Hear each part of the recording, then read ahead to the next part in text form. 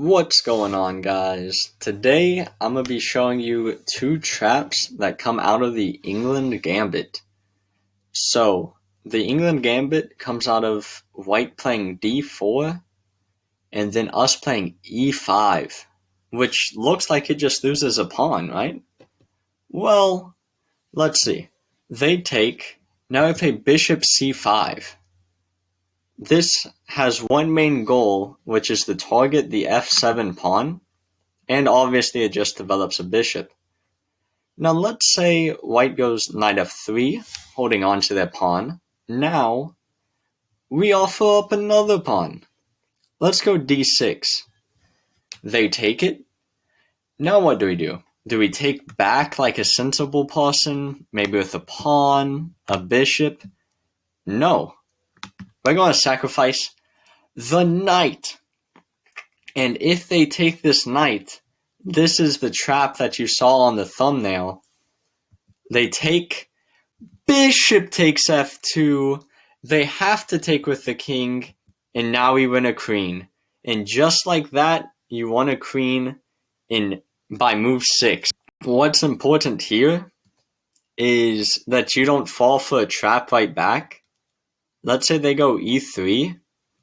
You cannot take this bishop. And you're like, why not? Now I'm up a queen and a bishop. This is amazing.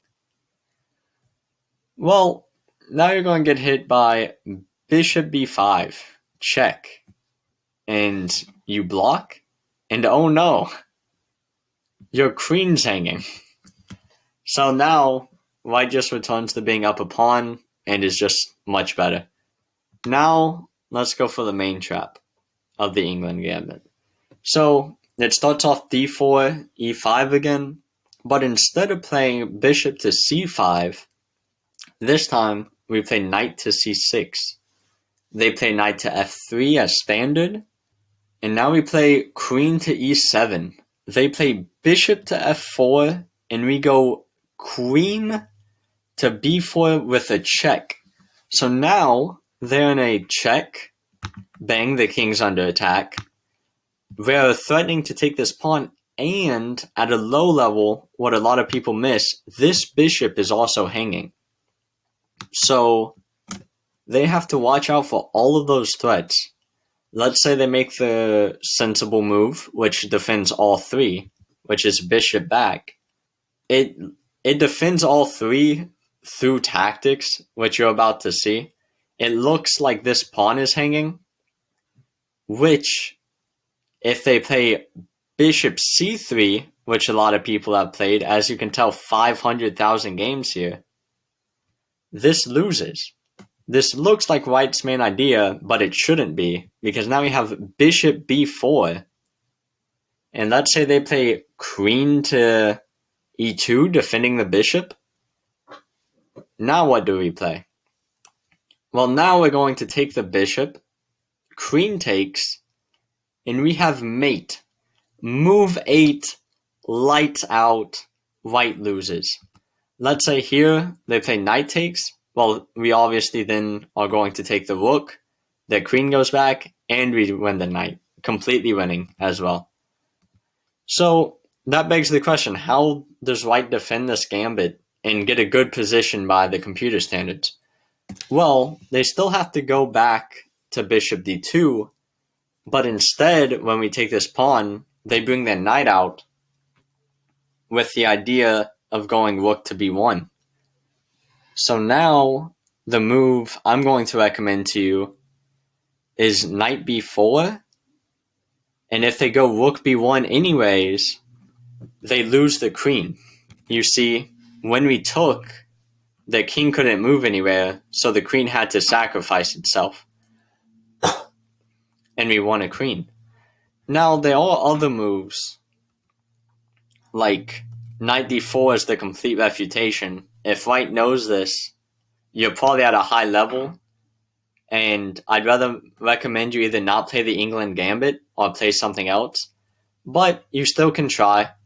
Here we play c5, and if the knight moves, we have the same trap with knight takes on c2, but they should go rook b1, we go queen a3, and now knight d to b5, queen a5, and knight d5. This is the full refutation, lights out of this variation.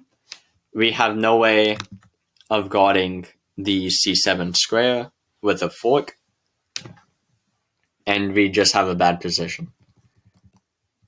But there is something else we can play, which is probably objectively a bit better, and that is bishop to b4. They go rook b1 still. This time we don't have this huge trap of knight taking on c2, but we do have this amazing queen sacrifice just in the middle of the game. Bishop takes, knight d2. Now we take on e5. They can play a move like e3, the most common thing.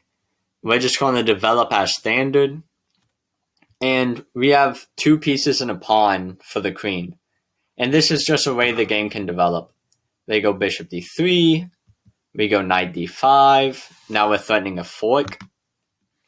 Let's say they castle, which I think happens in 65% of the games from this position. They just castle.